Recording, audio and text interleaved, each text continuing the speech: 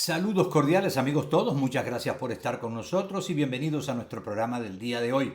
Quiero recordarles la dirección que tienen en pantalla para que se suscriban en YouTube, @Julio César Camacho 2025. Además de YouTube hay otras plataformas que también transmiten nuestros programas, pero esa dirección es la que pueden tener en cuenta para suscribirse, @Julio César Camacho 2025. El programa del día de hoy lo dedicamos a un notable músico venezolano, compositor y además uno de los pocos intérpretes de la guitarra clásica en Venezuela, pero es inspiración para otros guitarristas de muchas partes del mundo. Se llama Antonio Lauro. Y tenemos también la entrevista con su hija Natalia, que fue la inspiración de él para la canción más famosa que ha tenido y que ha sido divulgada en muchas partes del mundo e interpretada por los grandes guitarristas clásicos del mundo. Natalia, tengan ese nombre en cuenta porque hoy le estamos rindiendo homenaje a Antonio Lauro. Aquí tengo para ustedes, por ejemplo, algunas de las fotos de él. Ahí está en la ciudad donde nació, Ciudad Bolívar, en el estado Bolívar. Antonio Lauro, déjenme decirle, es hijo de inmigrantes italianos.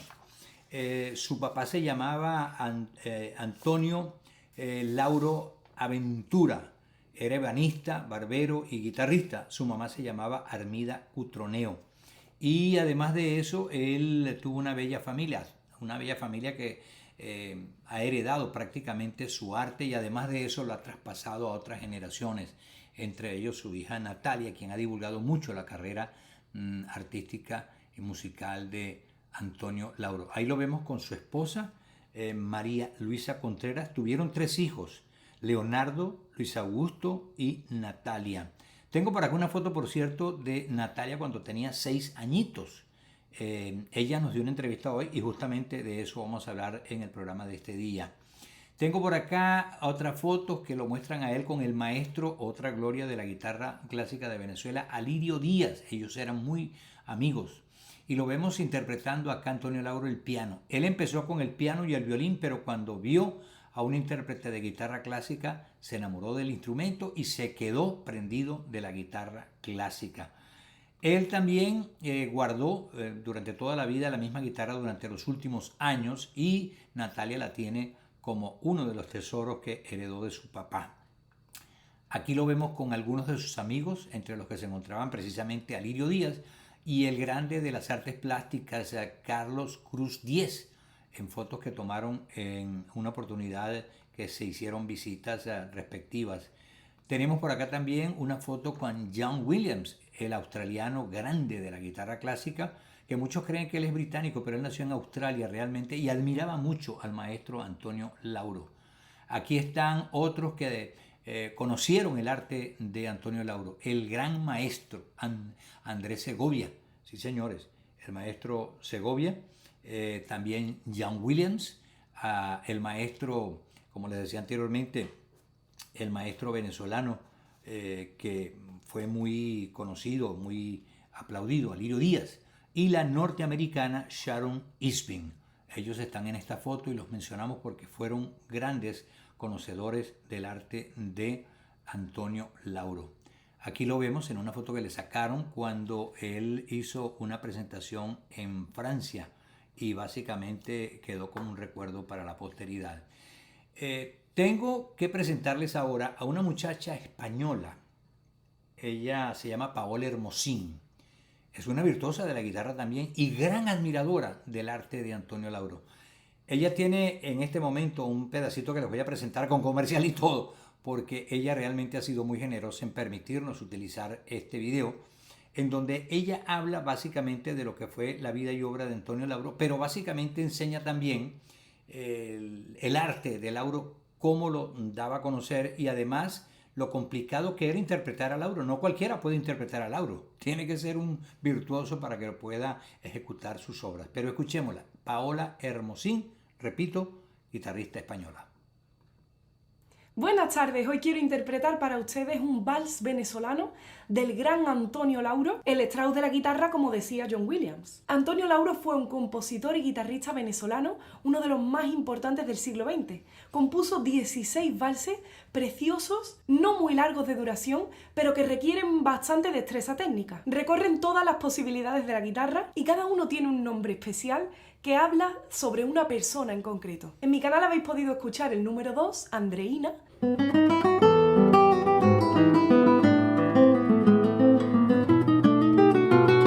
El negrito.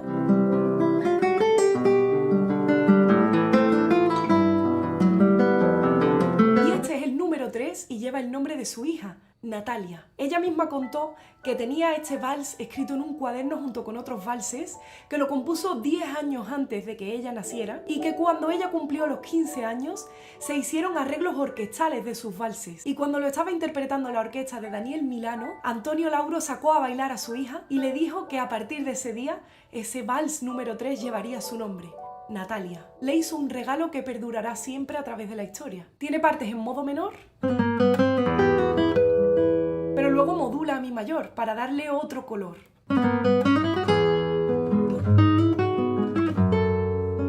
Espero que te guste mi versión. Si quieres aprender a tocar mis arreglos y composiciones y mis ediciones, puedes encontrarlas con partituras y tablaturas, incluyendo mis digitaciones, que son importantes para la ejecución en el mástil, y otras indicaciones en paolahermosin.com.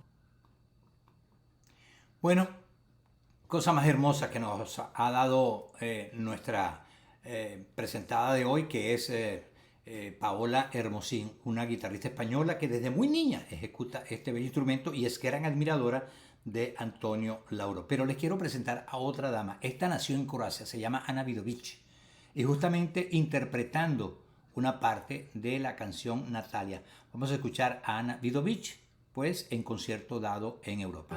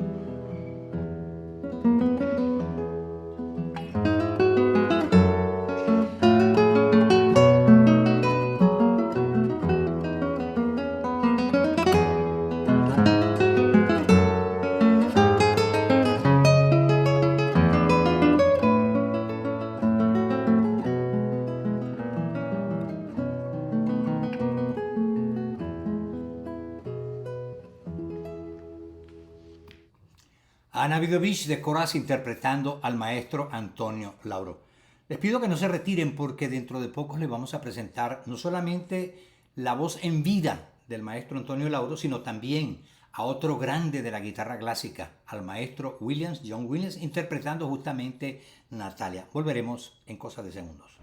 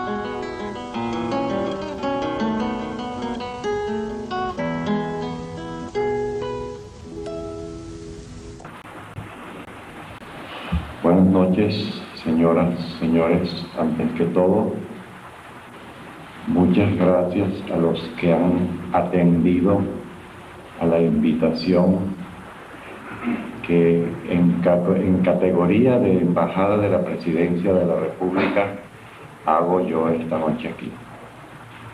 No es la presencia por mi persona, que en realidad no la pido, sino por el honor que me ha hecho el ciudadano presidente de representarlo ante ustedes esta noche. Bueno, la voz en vivo del maestro Antonio Lauro, que en paz descanse y gracias por ese legado que nos ha dejado. Bueno, ahora les voy a presentar la entrevista con Natalia. Han pasado muchos años, pero ella ha mantenido viva la llama, el recuerdo, el legado de Antonio Lauro, el legado de su papá. Y justamente por esta razón ya tenemos presentados para ustedes, tenemos ya la entrevista con Natalia, que nos conoce. Ella vive en México y básicamente nos presentó pues con amabilidad muchas de las fotos que hemos dado a conocer para ustedes, y agradezco a ella de verdad en persona lo que hizo para permitirnos este programa del día de hoy. A continuación pues la entrevista con Natalia Lauro. Bueno, y como les decía, aquí está la culpable de ese título tan bonito para una canción preciosa que ha rodado por todo el mundo, Natalia. Natalia, qué gusto tenerte en el programa del día de hoy. ¿Cómo andas? Hola, buenos días, buenas tardes, buenas noches. No sé a qué hora saldrá este programa, pero gracias por darme la bienvenida y pues aquí estoy pendiente de tus comentarios, de tus preguntas y bueno, de dar respuesta lo más certero posible. Así es. Bueno, hay una pregunta inicial que yo tengo porque realmente uno se pregunta, ¿esas canciones en cuánto tiempo se pueden componer? Hay canciones que se pueden componer en minutos, en un día, otras en días, otras a lo mejor semanas o meses. Por casualidad, el maestro Antonio Lauro llegó a decir cuánto tiempo le tomó componer Natalia.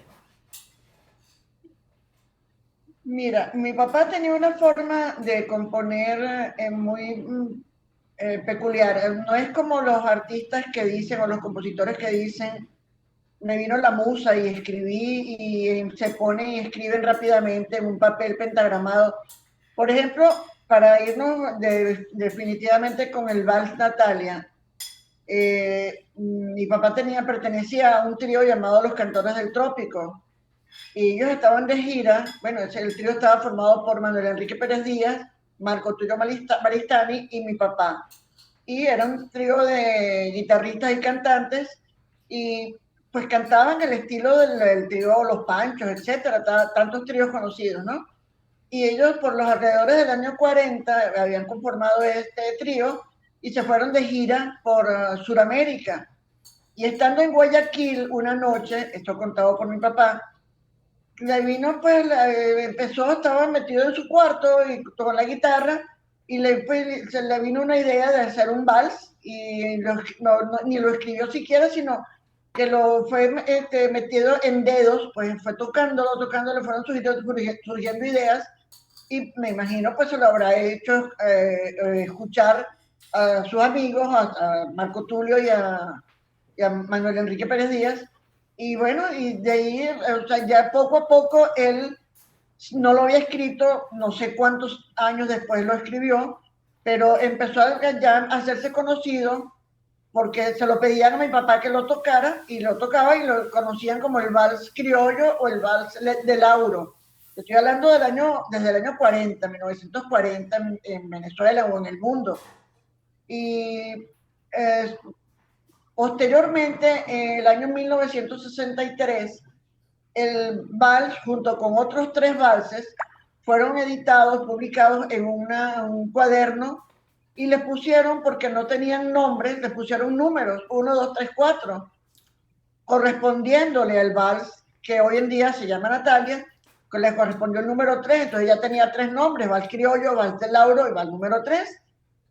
Posteriormente, 2 años después, que cumplí yo mis 15 años, acababa de salir una versión orquestal del vals hecha por el maestro Daniel Milano.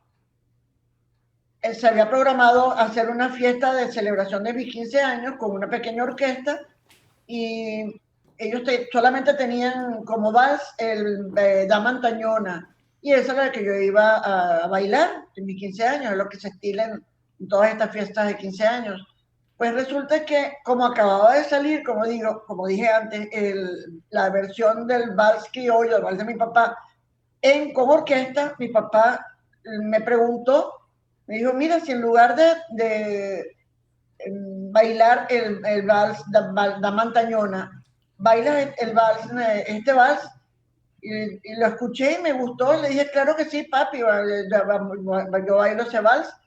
Claro, él lo grabó y le puso una grabación durante la fiesta, pues el inicio de la fiesta, y durante la fiesta, comenzando a bailar, me dijo, a partir de este momento, el vals ya no va a llevar ese número, sino de aquí definitivamente se va a llamar Natalia. Entonces fue como un obsequio adicional que además, por supuesto, inmortalizó el vals con mi nombre y bueno, es el vals que hoy todo el mundo conoce como vals Natalia, que además siguen llamando a muchas personas vals número 3 porque así se conoció por años y o el vals de Lauro porque así también se conoció por muchos años. Esa es la historia y esa era la manera de escribir mi papá. Por supuesto, mi papá muchos años después de haberlo compuesto, antes me imagino que de habérmelo dedicado ya lo había compuesto. La fecha precisa no la sé, pero él sí lo compuso y es un vals que lleva 3 partes, pues, ¿no? ¿Okay?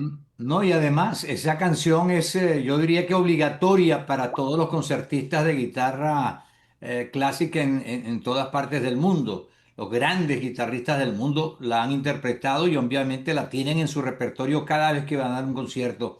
Ahora, el maestro Antonio Lauro, sin duda alguna, fue prolífico a la hora de componer. Una cosa que me llamó la atención es que muchas de las canciones famosas de él tienen un nombre muy singular. Por ejemplo, hay una que se llama El Maravino, otra que se llama Angostura, pero hay también muchas canciones con nombres de dama, de mujer. María Luisa, hay otra que se llama, creo que se llama Andreína, si mal no recuerdo, y así por el estilo, pero muchas de las canciones que él componía realmente han quedado en el repertorio musical de Venezuela y es difícil no pensar que orquestas no solamente de Venezuela y músicos de Venezuela, sino que de otras partes del mundo, no solamente Natalia, sino las otras canciones también la interpretan. ¿A qué crees que se debe esto? Bueno, mira, mi papá decía que, sabes que hay una serie de valses que dejaron los compositores del siglo XIX escritos para piano, y eso los interpretaba Evencio Castellanos de manera magistral, además primoroso, las versiones, o sea, de esos valses que dejó grabado Evencio.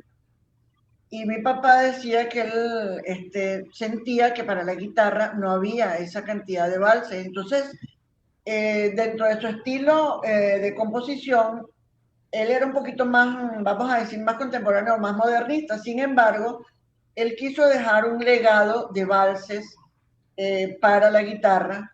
Entonces, decidió pues escribir, por ejemplo, cuando estuvo en Maracaibo, el año 1939, estuvo prácticamente un año y trabajó para la emisora Ondas del Lago, ahí se le ocurrió escribir un vals y que a ese le puso El Maravino, quizás por agradecimiento a la tierra que lo estaba acogiendo, que era una tierra venezolana, y con la cual daban inicio a la gira de los Cantores del Trópico, porque se fueron allí, de allí atravesaron, fueron a Colombia, y ahí siguieron pues a diferentes partes de América del Sur, ¿no? Pero además, por ejemplo, para Angostura, o sea, para Ciudad Bolívar, que originalmente se llamaba Angostura, también le dedicó un vals. Por supuesto, también, siendo tan amigo y habiendo sido el embajador de su música, el maestro Alirio Díaz, compuso un vals llamado Carora, y se lo dedicó a Alirio Díaz, pues porque esa era su tierra, pues, ¿no?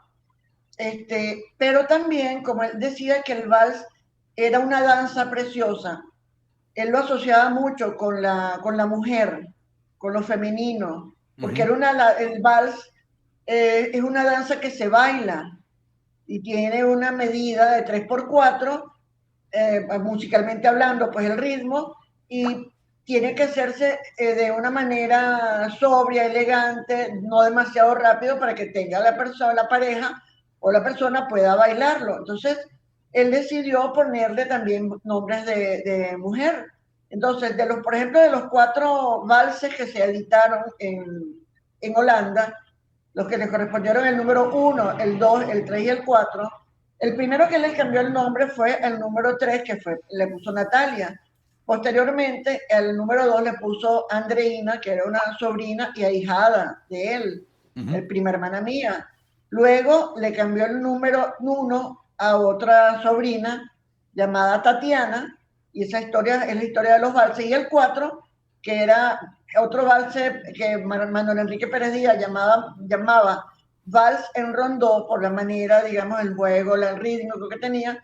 Decidió mi papá ponerle Yacambú, que es la presa o es el sitio en el estado de Yaracuy que se llama Yacambú justamente, que es un parque enorme, precioso, y eso fue, digamos, se le ocurrió porque él lo fue a visitar, lo invitaron a Sanare, unas personas a dar un recital y lo llevaron a conocer Yacambú y decidió ponerle Yacambú a ese vals que era el número 4, y así María Luisa se lo compuso especialmente a mi mamá y decía que era tan difícil como era ella, de carácter. Entonces, y eso era así, una manera simpática de describirla, pero era una persona pues increíble, mi mamá también, pues no, pero le dedicó especialmente un vals a ella. María Carolina fue también la primera nieta, mi primera sobrina, le dedicó también un vals. Bueno, y así fue, digamos, la historia de la negra, fue también una sobrina y ahijada, a quien le puso que era morena, entonces le puso la negra. Entonces, esa es más o menos la historia de los valses. Exacto. Y han tenido acogida y han gustado porque les ha gustado el estilo simpático, bonito, las melodías que mi papá concibió, y comenzando por el Vals Natalia, pues fueron teniendo mucho pegue los valses, pues, ¿no? Sí, no, sin duda alguna. Es que sí, el ritmo que le aplicaba a sus canciones siempre fue contagioso, muy pegajoso. Natalia, yo quiero preguntar, yo sé que desde muy niña, desde luego, ya enseñamos incluso una foto tuya muy pequeña, que siempre te muestran pues el cariño que él sentía por ti y tu mamá también, pero ¿a qué edad pudiste entender la dimensión de lo que tu padre había hecho como músico y sobre todo con el alcance que tuvo en el planeta? Bueno, quizás cuando estaba muy pequeña, pues no lo entendía, pues, obviamente, pero ya a partir de que yo empiezo a partir de los 15 años, si se quiere, que ya empiezo, digamos, ya desde muy pequeña yo te digo, bueno, antes de nacer incluso tenía relación con la música, pues ya desde el vientre materno, Claro. porque en mi casa no había sino música. Y, pero ya empecé a tener, digamos, conciencia a partir pues de mi adolescencia, pues ya cuando hice mis 15 años, y me estaba involucrado siempre en la presencia de Alirio Díaz en la casa. Cada vez que Alirio llegaba a Caracas, lo primero que hacía era llamar a mi papá y sobre todo le pedía música, le pedía cosas nuevas porque en Europa estaban ávidos de música diferente a la música clásica, la música que ya estaban no cansados de escuchar porque siempre es muy bonito, pero necesitaban escuchar cosas nuevas y sobre todo fáciles de escuchar, nuevos ritmos, ¿no? Entonces al libro lo primero que hacía era eso. Y pues, entonces ya a partir de mi adolescencia yo empecé a tomar conciencia. Tan es así que, bueno, prácticamente para cuanta cosa invitaban a mi papá y siempre lo acompañábamos mi mamá y yo, pues todos los conciertos, las presentaciones, incluso cuando ya empezó mi papá a hacer, yo hice un primer viaje a Europa el año 1977 y estando en Europa, porque fui con una tía, hermana de mi papá, estuve un mes y medio en Europa y allí viví a Lirio Díaz en su casa en Roma, y me decía, Natalia, tu papá Antonio tiene que venir a Europa. Él es aclamado aquí con su música. Eso sería una maravilla para Antonio que él viniese a Europa a mostrar su música, su mundo. La gente está ávida de escuchar a Antonio Lauro. Y mi papá tenía en ese momento problemas con, no sé si recuerdas que hubo una época en Venezuela que si tú te tenían que dar una impuesto sobre la renta, tenía que darte una constancia de que no tenías deuda, y mi mamá tenía una deuda tonta y él no la arreglaba. Pues entonces, una vez que yo regresé, como yo soy abogado, pues yo le dije, mira papi, es necesario arreglar esto, yo me voy a ocupar de esto. Me fui a las oficinas del impuesto sobre la renta, pedí una revisión de esto, logré que mi papá firmara un convenio que la deuda que tenía en 6 meses ya se la habían descontado. Y enseguida, el año 79, ya estaba dando mi papá el primer viaje invitado para dar unas clases magistrales junto con John Williams y Paco Peña en Castres, Francia, y de ahí también hizo una gira. Entonces, hizo 2 giras por Europa, bueno, y bueno, de ahí yo estuve consciente desde joven, pues desde muy joven que mi papá tenía que ser conocido y tenía que viajar a Europa, pues para que lo conocieran y fuese aclamado. En otra de las giras tocó en Wigmore Hall en Londres, tocó en Niza, tocó en Colonia, en Alemania, en París también tocó en esa segunda gira. O sea que fue realmente maravilloso, pues la vida al lado de mi papá, sobre todo conociendo tantas anécdotas, o sea, conviviendo con él y viendo, o sea, una vez hizo un programa Renio Tolina, por ejemplo, para su programa que tenía los domingos, no me acuerdo cómo se llamaba el programa, pero... El show de René. Perdón. El show de René. Sí, el show de Reni era el programa diario que tenía de lunes a viernes, de 12 del mediodía a 2 de la tarde. Pero Reni presenta, era el programa que él hacía los domingos, que lo presentaba a las 8 de la noche.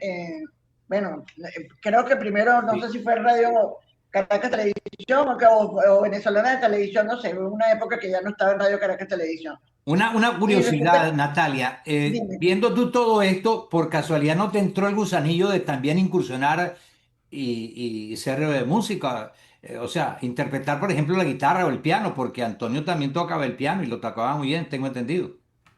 Sí, bueno, él empezó antes o sea, para mi papá, él empezó a estudiar música porque él decía que él definitivamente la música, él dije, sin embargo, él tuvo que estudiar música escondido porque en la época que mi papá le tocó vivir su juventud, la música estaba muy mal vista. O sea, por ejemplo, mi papá tenía una guitarra que era de mi abuelo, pero incluso mis tías, sus hermanas, recibían clases de piano en Caracas, pero el piano lo tenían encerrado porque no querían que mi papá estudiara música. Entonces mi papá, que tenía la afición por la música, le gustaba, amaba con pasión la música, se tuvo que inscribir en la Escuela Superior de Música escondida y empezó a estudiar a escondidas, pero querían que mi papá fuese otra cosa o tuviese otra profesión. Y él empezó a estudiar piano.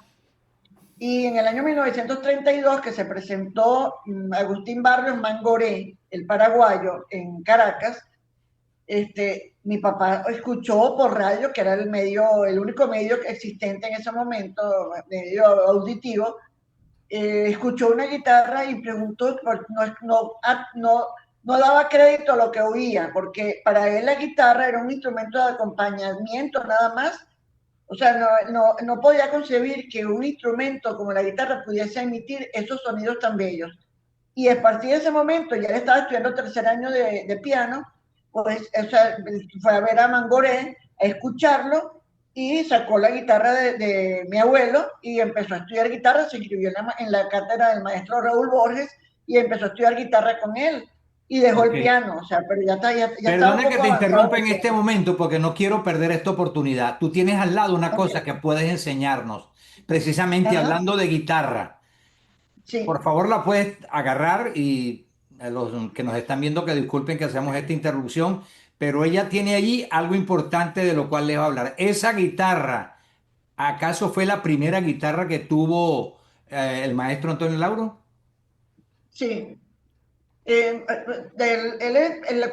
La guitarra con la que él empezó fue con la guitarra de mi abuelo. Sin embargo, esta fue otra guitarra que él compró, es una guitarra alemana, creo que es nombre Bettengel, algo así, ¿no? Y fue restaurada por un luthier argentino llamado Ignacio Garavieta. Ajá. Esta fue la guitarra con la que mi papá estuvo estudiando posteriormente, pues, ¿no? Ok. Y con la cual él estrenó en 1956 su concierto para guitarra y orquesta. Esta guitarra que yo tengo en mis manos fue también, él la escuchó, estuvo el maestro Andrés Segovia en Caracas, en Venezuela, y lo escuchó a mi papá tocar en esta guitarra. Y esta guitarra tiene un nombre muy curioso que se llama La Ríspida. Ese fue un nombre que le puso ¿Cómo es que se La llama? Ríspida La. porque el maestro Andrés Segovia Ajá. le dijo a mi papá que él debía tocar en una mejor guitarra que esta, porque es que esta tenía un sonido ríspido, por eso aparece aquí en la etiqueta La Ríspida, porque así le bautizó el maestro Andrés Segovia. Ok. Pero sin embargo, en la época que mi papá era la única guitarra que tenía, la mejor guitarra, y con esta estrenó el concierto para guitarra y orquesta. Posteriormente, y atendiendo a las recomendaciones del maestro Andrés Segovia, pues ya compró una Hauser, una guitarra Hauser excelente. Después también, bueno, se fue Ok. poniendo en otras guitarras, pues, ¿no? Ok. Pero esta fue la primera guitarra de mi papá, pues, que le Ok. perteneció, que él compró, con la que le estrenó el concierto. Te pido que la pongas al lado para que puedas seguir la entrevista. Ok. Bueno, eso es interesante mostrar estas cosas en pantalla porque son tesoros que están justamente en la casa de nuestra entrevistada del día de hoy. Ahora, cuando vemos, por ejemplo, y estabas hablando de algo importante, el tipo de música compuesta e interpretada por el maestro Antonio Lauro. ¿Por qué la tocan tantos músicos del mundo? Entonces hay algo importante. Primero que nada, a pesar de tener canciones que son populares, hay canciones clásicas, pero no hay guitarrista clásico que no interprete la música del maestro Lauro. Y lógicamente, eso es muy raro encontrar que un guitarrista clásico esté en un concierto tocando canciones populares, por llamarlo de esta manera. Pero en el caso de él, las canciones casi todas, ¿no? Yo mencioné anteriormente algunos títulos, gustaban muchísimo. Ahora, ¿quiénes de los que recuerdas que hayan hablado del maestro Antonio Lauro o al maestro Antonio Lauro hablaron sobre su arte? ¿Qué decían ellos? Bueno, hay muchas personas, pues muchos guitarristas que han interpretado la música de mi papá, comenzando por el maestro Lirio Díaz, obviamente.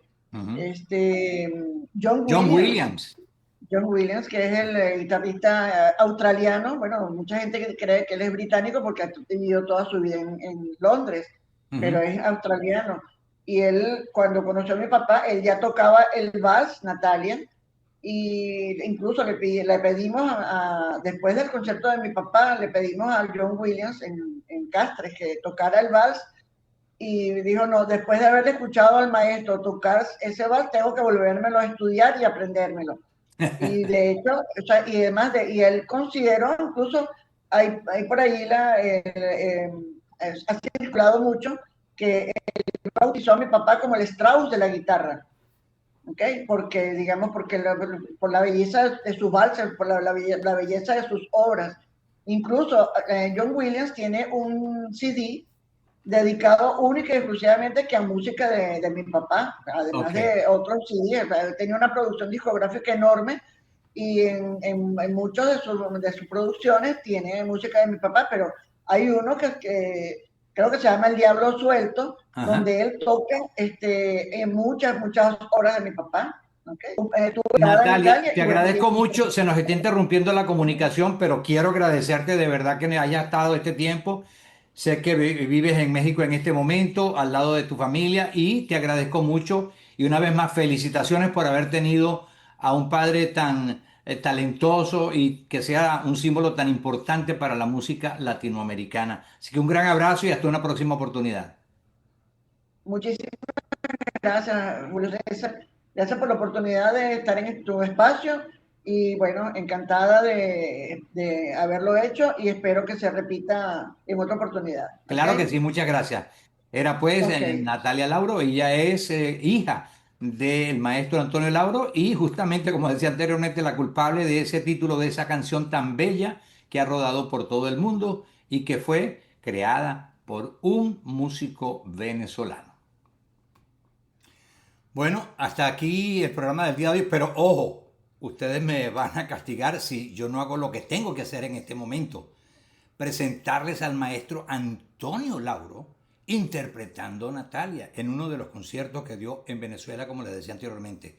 Con él cerramos el programa del día de hoy. Muchas gracias a Natalia por habernos dado esta oportunidad, esta entrevista y habernos hablado de esa gloria de la música venezolana y básicamente de la guitarra clásica. Se considera pues uno de los mejores guitarristas, pero más que eso, compositor de música muy popular y además de eso, música que interpretan todos los guitarristas clásicos del mundo. Así que a continuación, pues, Antonio Lauro ejecuta Natalia.